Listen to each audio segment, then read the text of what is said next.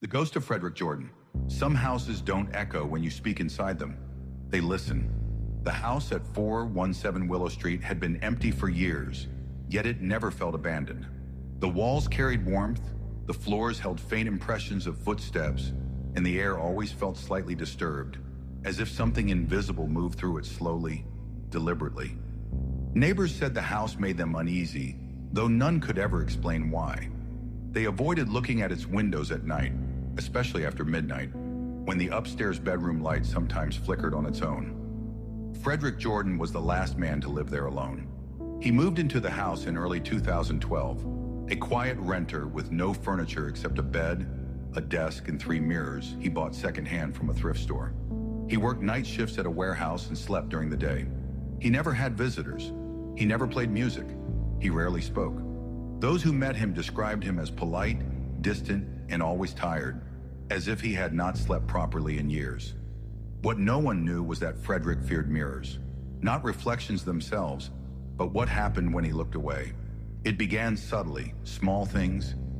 Frederick would glance at his reflection while brushing his teeth and feel a delay, a fraction of a second where the man in the mirror did not move when he did.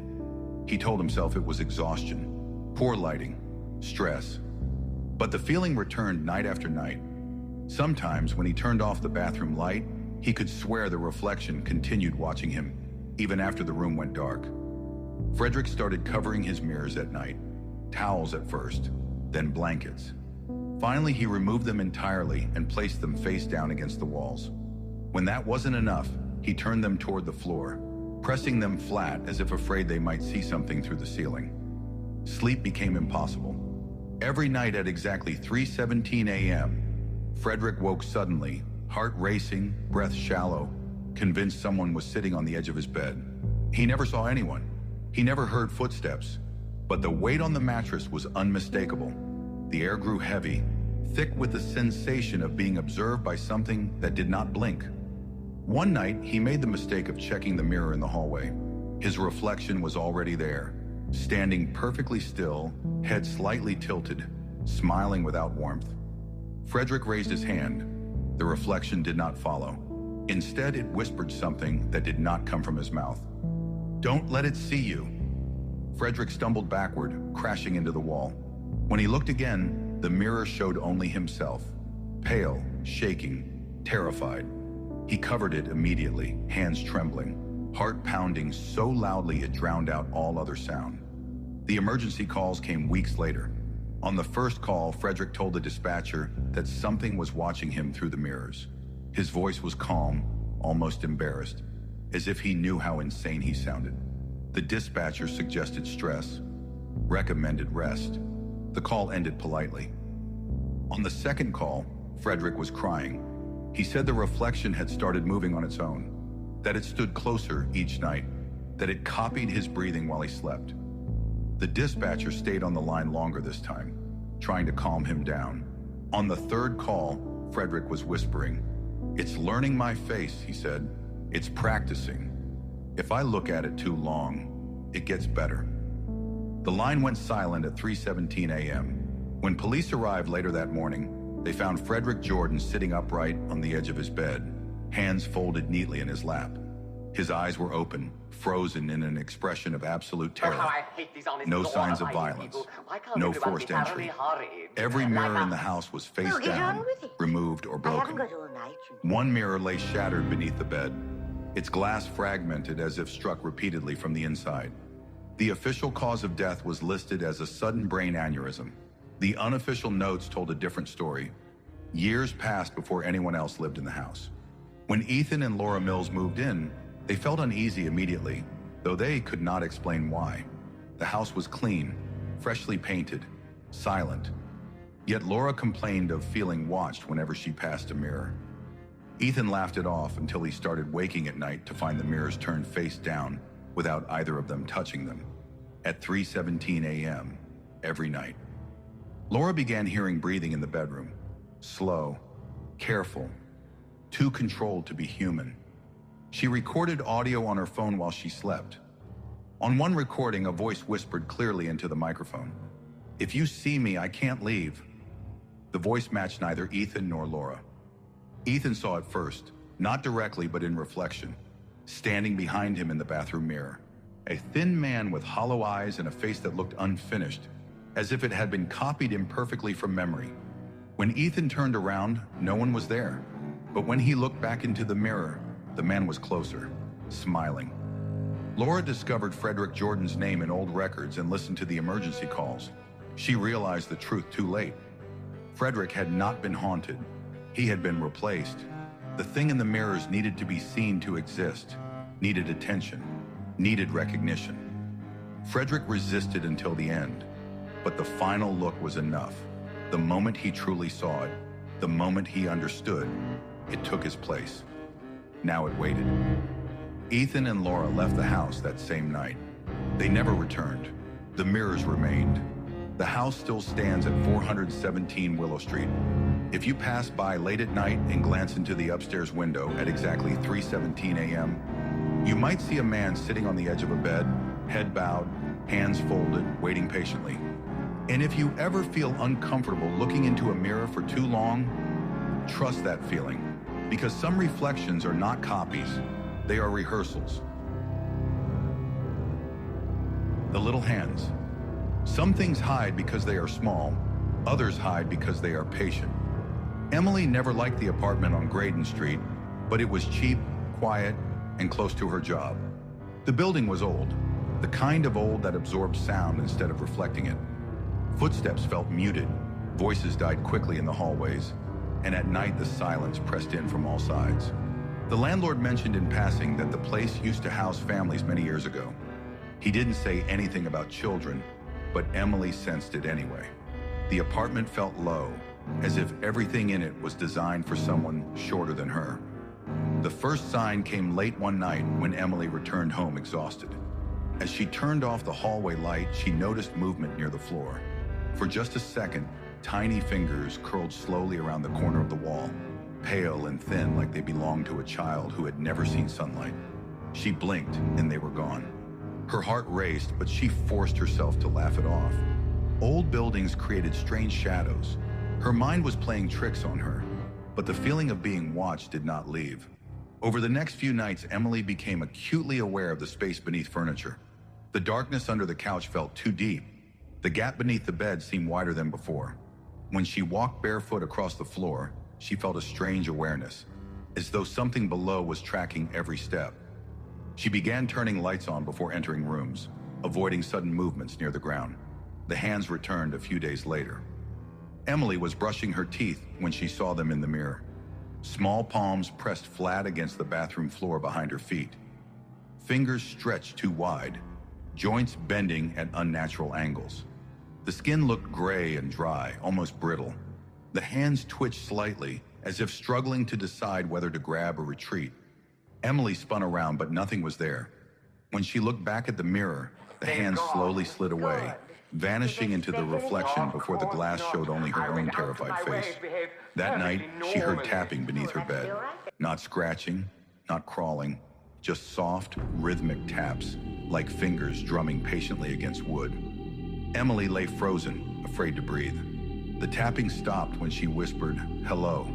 It resumed when she went silent. She slept little that night, waking repeatedly with the sensation that something was inches away from touching her. A week later, the first touch came. Emily woke to the gentle pressure of something wrapping around her ankle. The grip was small, weak, and careful, as if afraid of hurting her. She screamed and kicked instinctively.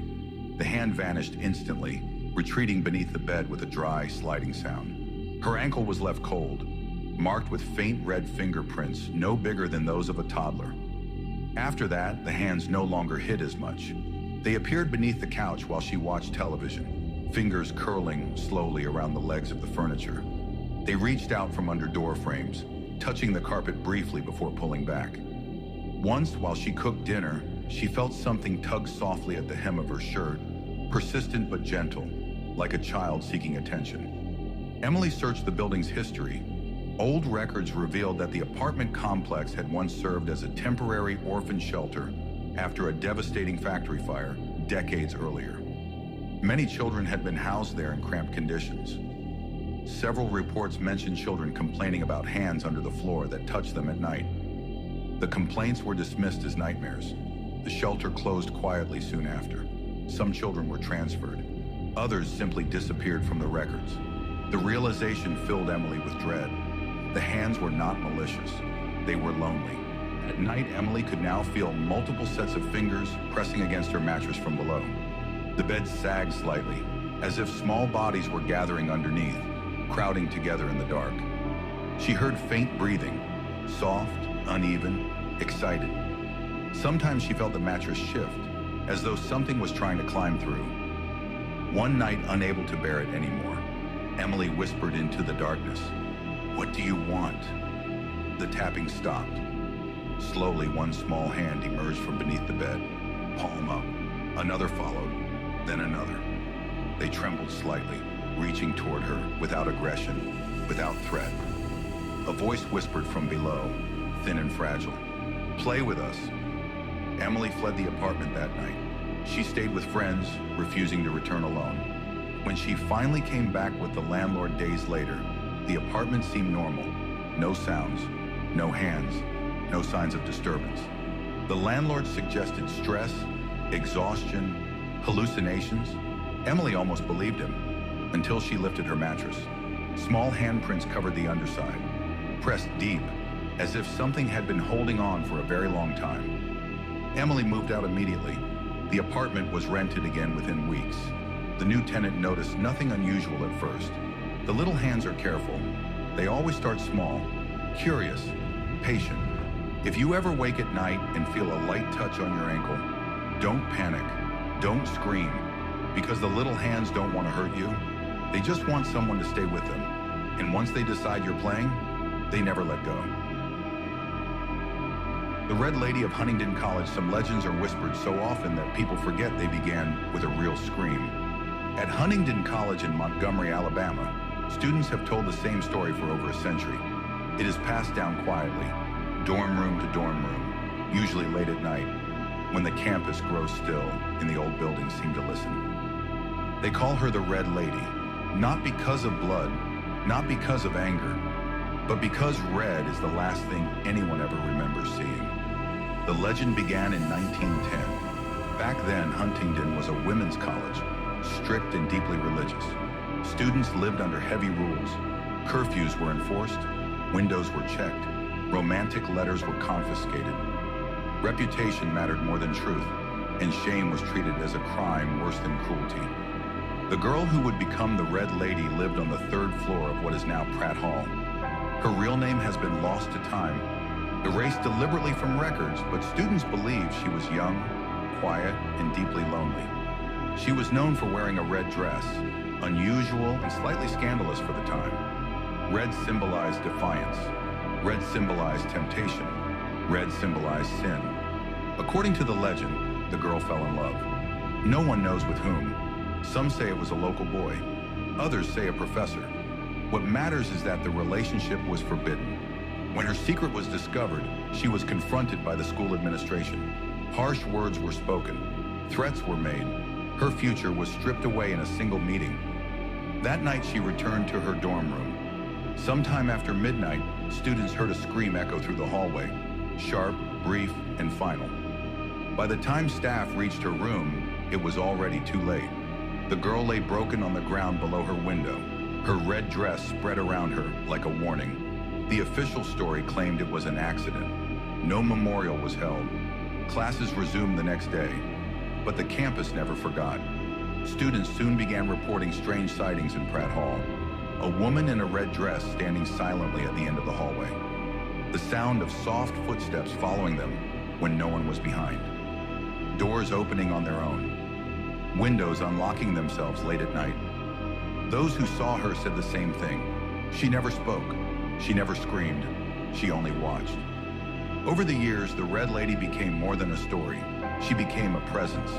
Girls reported waking suddenly in the middle of the night, heart racing, certain they were not alone. Some claimed to see a red reflection in mirrors that vanished when they turned around. Others felt a cold pressure beside them on the bed, as if someone had sat down carefully, trying not to disturb them. The most disturbing encounters happened near windows.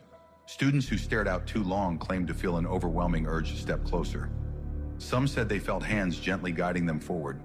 Others described a voice, not heard with the ears but felt in the mind, whispering feelings of hopelessness, shame, and surrender. Faculty dismissed the stories as stress and imagination until security cameras were installed decades later. On several occasions, cameras recorded doors opening without anyone present.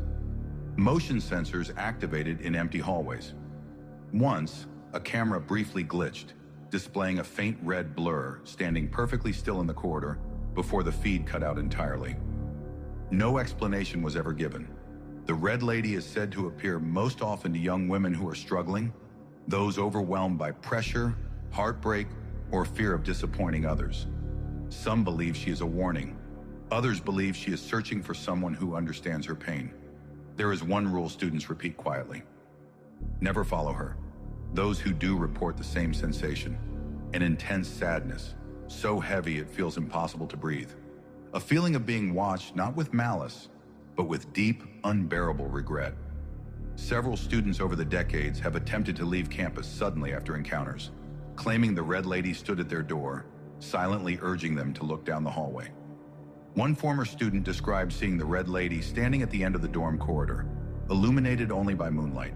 Her red dress moved gently, though the air was still. When the student blinked, the Red Lady was closer. When she blinked again, the hallway felt tilted, as if pulling her forward. She ran.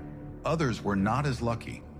Though officially denied, whispers remain of students who suffered breakdowns after claiming repeated sightings, of girls who refused to sleep near windows again, of journals filled with red ink, repeating the same sentence over and over. She doesn't want me to jump, she wants me to understand. Today, Huntingdon College still stands. Pratt Hall is still occupied. The legend of the Red Lady is officially discouraged. Tours avoid mentioning her. Administrators insist there is nothing unusual about the building, but students still talk. They say if you walk the halls late at night, just after midnight, you might catch the faint rustle of fabric behind you. If you look into a dark window and see a red shape where your reflection should be, you should turn away immediately. And if you ever see a woman in a red dress standing silently at the end of the hallway, do not approach her, because the Red Lady of Huntingdon College is not trying to scare you. She is trying to remind you what happens when despair is ignored, and she is still waiting. The Princes in the Tower. History does not always record screams. Sometimes it records silence. In the spring of 1483, England watched two young princes disappear behind stone walls and never emerge again. Their names were Edward and Richard, brothers born into royalty, raised to rule, and remembered for a mystery that has haunted history for more than 500 years. They were children when they vanished, and the world has argued about their fate ever since. Edward was 12 years old, already crowned King Edward V in name, though too young to rule alone. His younger brother Richard was only 9, bright-eyed and loyal, following his older brother everywhere. After the sudden death of their father, King Edward IV, the boys were placed in the care of their uncle Richard, Duke of Gloucester. He promised protection. He promised guidance. He promised that England would remain stable until Edward was old enough to rule. For their safety, the princes were moved to the Tower of London. At the time, the Tower was not only a prison, it was a royal residence, a place where kings had stayed before coronations. To the public, the decision seemed reasonable. The boys arrived by boat, dressed in fine clothing, greeted by guards who bowed deeply. From the outside, nothing appeared wrong. At first, the princes were seen often. They played in the courtyard. They waved from windows. Edward studied royal documents while Richard practiced swordplay with wooden blades. Servants spoke of their politeness, their laughter, and the way they clung to each other at night, frightened by the unfamiliar surroundings. Then slowly the sighting stopped. The windows that once held two smiling faces remained empty. Servants were told the boys were busy, guards were reassigned, questions were discouraged. Weeks passed and no one outside the tower saw the princes again. Rumors spread quickly. Some claimed the boys had been moved for their protection. Others whispered that they were sick. But darker rumors crept through the streets of London, carried in hushed voices and nervous glances. People began to ask a question no one dared say aloud. Were the princes still alive? That same year, Richard, Duke of Gloucester, declared the boys illegitimate, claiming their parents' marriage was invalid. With the princes removed from the line of succession, he crowned himself King Richard III. The coronation was swift, too swift, and many noticed the timing. Inside the tower, the truth remained sealed behind stone. According to later accounts, the princes were kept in a small chamber, guarded closely. Their world shrank day by day. Their lessons stopped. Their toys were taken away. Their servants were replaced. At night, they reportedly prayed together, clinging to one another in fear, asking when they would be allowed to leave. No answer ever came. The most chilling account came years later from a man named Sir James Tyrrell, who allegedly confessed under interrogation. He claimed that King Richard III ordered the boys' deaths to secure his throne. According to the confession, 2 men were sent to the prince's chamber late at night. The boys were smothered in their sleep, their bodies buried secretly beneath the tower stairs. The confession was never proven, no bodies were produced, and doubts remain. Some historians argue the princes may have died of illness. Others believe they were moved and lived under false identities. A few suggest someone else ordered their deaths after Richard III fell from power. The truth has never been confirmed. In 1674, construction workers at the tower discovered a wooden box buried beneath a staircase. Inside were the skeletal remains of 2 children, roughly the ages of Edward and Richard. The bones were reburied in Westminster Abbey, but modern examinations have been limited, leaving the mystery unresolved. What remains certain is the silence. No public mourning, no funeral, no official explanation. 2 princes entered the Tower of London. Only history came out. Even today, visitors to the tower report strange experiences. Some claim to see 2 small figures holding hands near the White Tower. Others hear soft footsteps echoing in empty corridors. A few guards have reported the sensation of being watched, followed by a sudden, overwhelming sadness that vanishes as quickly as it appears. Whether these stories are imagination or something more, they persist, just like the mystery itself. Edward and Richard were children caught in the machinery of power. Their disappearance reminds the world that crowns are not always won with honor, and that history is often written by those who remain. The princes in the tower were never given a chance to grow up, and until the truth is fully uncovered, they remain frozen in time. 2 brothers standing hand in hand, lost behind stone walls, waiting for history to finally tell the truth. The Boy with No Eyes. One night when I was 10, I learned that fear doesn't always come from what you see. Sometimes it comes from what looks back without eyes. That summer, my parents sent me to stay with my grandmother in a small town where nights were unnaturally quiet. The kind of quiet where even your own breathing feels too loud. Her house sat at the edge of a dead-end road, bordered by woods so thick they swallowed moonlight. She warned me not to wander after dark. Everyone did. When I asked why, she simply said, "Some things don't like being seen." I didn't understand what she meant until the night I met the boy. It was late. I couldn't sleep. The air was heavy and warm, and cicadas screamed endlessly outside my window. That was when I heard footsteps on the gravel road below. Slow, careful, like someone counting each step. I pulled back the curtain and saw a small figure standing beneath the streetlight. A boy. He looked about my age, maybe a little younger. His clothes were old and slightly too big for him, hanging loosely from his thin frame. His head was tilted upward, as if he knew exactly where my window was. I waved, unsure why. He didn't wave back. Instead, he raised his face toward the light, and I felt my stomach drop. Where his eyes should have been, there were only smooth patches of skin. No sockets, no scars, just flat, pale flesh, as if eyes had never existed there at all. I stumbled backward, heart racing. When I looked again, the street was empty. The next morning, I told my grandmother what I saw. Her face went pale. She didn't ask questions. She didn't laugh. She closed the curtains and told me never to look out the window at night again. When I pressed her for answers, she said something I'll never forget. "If he knows you've seen him," she whispered, "he'll come closer." That night I stayed awake, listening. At exactly midnight, I heard something tapping lightly against the side of the house. Not knocking, tapping, soft and patient. I stayed still, clutching my blanket, afraid to breathe. Then I heard a voice. "Can you see me?" It came from directly beneath my window. I squeezed my eyes shut and said nothing. The tapping stopped. I thought it was over. I was wrong. The boy appeared every night after that, always at midnight. Sometimes standing beneath a streetlight, sometimes closer to the house, always looking up at my window, his eyeless face turned perfectly toward me. He never moved his mouth when he spoke, yet I heard his voice clearly in my head. "I can hear you breathing. I know you're awake. I just want you to look." Each night, he stood closer than before. One night, he was on the porch. Another night, he stood at my bedroom door. I could feel him there, even when I didn't open my eyes. I could sense the empty space where his gaze should have been, pressing against me like weight. On the 7th night, I woke to the sound of footsteps inside the room. Slow, bare, wet. I lay frozen as the smell of damp earth filled the air. The mattress dipped slightly, as if someone had sat down beside me. I felt small fingers brush against my cheek. "You see enough," the boy whispered.